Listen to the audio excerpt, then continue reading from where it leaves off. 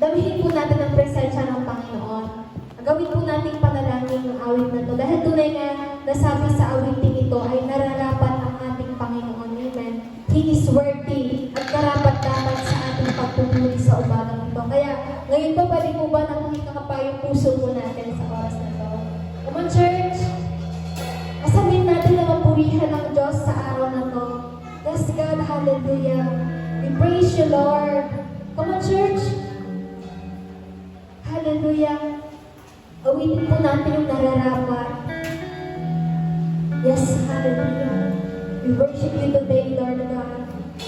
Because of your goodness, Lord, na patuloy mo pong pinaparanas sa aming mga buhay. Lord, salamat sa dakila mong pagtibig sa amin, Lord.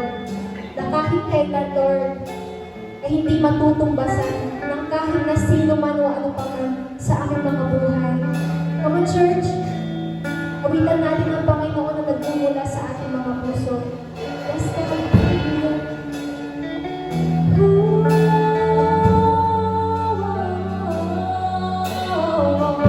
Bago mo ba itaas natin ang ating mga kamay sa pagkakalaw nito? Yes, God. Pinupuri ka namin, Lord. Inaasam namin, Lord, na maranasan namin, Lord, ang presensya. Yes, God. Hallelujah.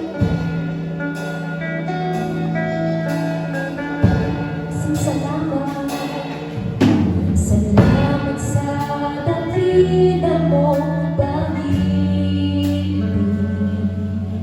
Salamat sa pagkakap mo, ang presensya mo, ang nilalais ko, ang puso ko ay para lang sa'yo. Minsan pa, awitin natin sa Panginoon. Salamat. Salamat sa dakila mong pag-ibig. Salamat, Panginoon. Salamat sa pagyakap mo ako. Ang presensya mo, ang nilalais ko, ang puso ko